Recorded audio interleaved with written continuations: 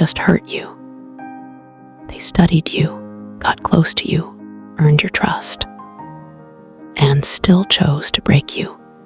Let's not pretend. This wasn't a mistake. This was betrayal. And the truth, you haven't healed. You've just been distracting yourself. You're still replaying it, still thinking about what you should have said, still feeling that tightness in your chest when you remember. So don't skip this, because what I'm about to show you is the difference between carrying this pain for years or finally dropping it tonight. This is what betrayal does.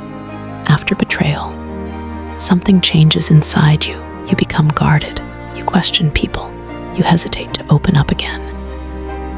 And without realizing it, you start building walls here. What nobody tells you about betrayal, it rewires you. After it happens, you start second-guessing people. You read hidden meanings into everything. You struggle to trust, even the ones who haven't hurt you. And the dangerous part, you think you're being careful. Really, you're becoming closed. And if you stay there long enough, you won't just lose them, you'll lose yourself. But the Bible warns about this. In Proverbs 4:23, guard your heart, for everything you do flows from it. It says guard your heart, not harden your heart. There's a difference. Guarding is wise, but hardening, that slowly closes you off from love, trust, and healing. So how do you protect your heart without becoming cold? We'll get there. Let me ask you something, and answer honestly. If they walked back into your life right now, would you still feel something? That pull, that anger, that unfinished emotion, exactly. That means they're still living inside your heart, rent-free. I know it hurts. Betrayal is different from other pain. It's not just what they did, it's who did it.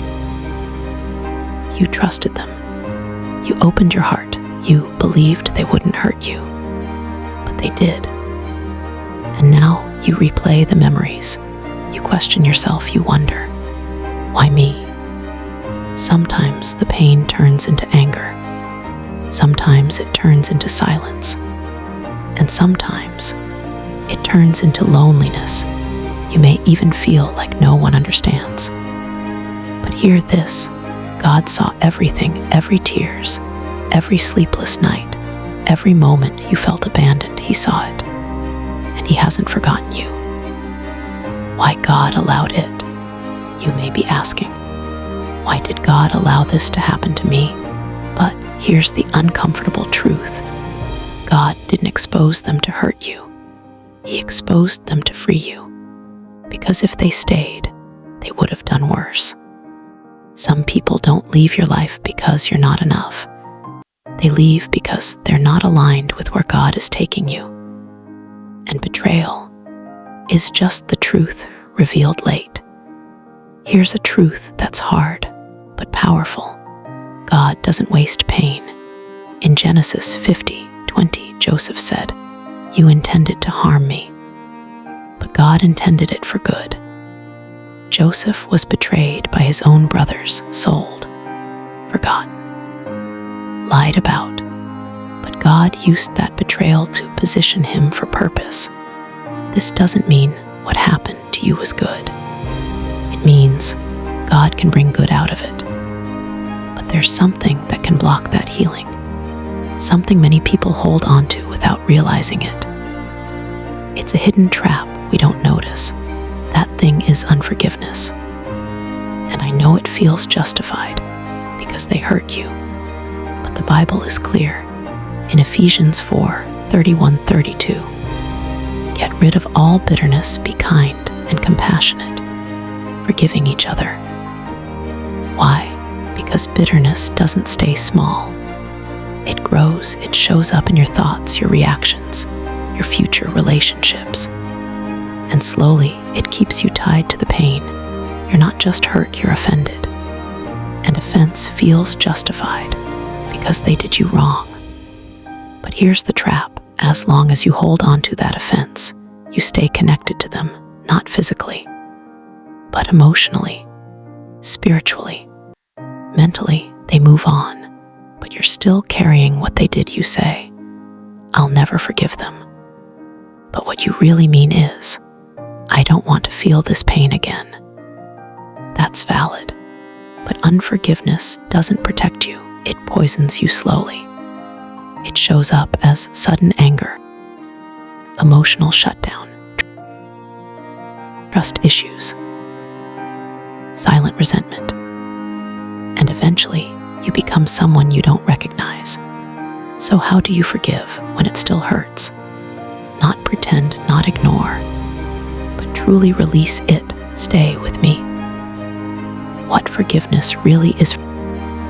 Forgiveness is often misunderstood. Listen carefully. Forgiveness is not saying what they did was okay. Saying, "You no longer control me." You're not excusing them, you're evicting them. Because as long as they live in your heart, they still have influence over your peace. It's not saying it didn't matter. It's not saying they were right. Bible shows us the real meaning in Romans 12:19. Do not take revenge, leave room for God's wrath. Forgiveness is this: you step back and let God handle justice. You stop carrying what was never yours to carry. Jesus as the role model. Even on the cross, Jesus Christ said, "Father, forgive them." Luke 23:34. If he could forgive in that moment, that shows us something powerful. Forgiveness is not based on feelings, it's based on decision. So right now, no music, no distractions, just you and this moment. Because this is where it shifts. Say this slowly. Even if you don't fully mean it yet, that's okay. Just start. God, I'm not coming to you pretending I'm okay. Because I'm not. What they did hurt me deeply. And part of me still holds on to it, still replays it, still feels it. But I don't want to carry this anymore. So right now, I make a decision, not based on feelings, but based on freedom. I release them, not because they deserve it, but because I deserve peace. I take back my energy, my thoughts, my emotions from what they did to me. They no longer control how I feel. They no longer live in my heart. God, heal what they broke in me, restore what I lost, and remove every trace of bitterness inside me. I don't want to become cold. I don't want to become hardened. I want to be whole again. So today, I let it go fully, completely in Jesus' name. Amen. In a moment, you're going to make that decision. And we're going to do it the way Bible teaches us, not emotionally, but intentionally. This is your moment. Take a deep breath and close your eyes. No distractions. Just you and God now. Picture the faces of those that hurt and betrayed you deeply. Those people you swore never to forgive. Hold into that now. Take a deep breath. Release all the anger, all the hurt, all the betrayal. Say this out loud. Heavenly Father, you see my heart. You see the pain I've been carrying. Your word says in Psalms 34:18 that you are close to the brokenhearted. So I know you are here with me now, Lord. What happened hurt me deeply, and I've been holding on to it. But your word tells me, let go of bitterness and choose forgiveness. So today, I choose to obey you, not because it's easy, but because I want to be free. I release the person who hurt me. I place them into your hands. Your word says in Romans 12:19 that you are the one who brings justice. So I step back and trust you. Heal my heart. Lord, restore my peace. And according to Joel 2:25, Restore everything this pain has taken from me. Give me strength to move forward. Teach me to trust again the right way. And guard my heart without hardening it. Thank you for healing me in Jesus' name. Amen. That felt heavy. Good. That means it was real. Healing doesn't always feel soft. Sometimes it feels like letting go of something you got used to holding. But from this moment forward, you're no longer carrying them. Just breathe. You don't have to feel everything change instantly. But something has shifted because you've aligned your heart with God's word. And that's where healing begins. You were hurt, but you're not destroyed. God is still healing you, still restoring you, still working in your life. And one day this pain won't define you because you chose to let him heal your broken heart. God bless you.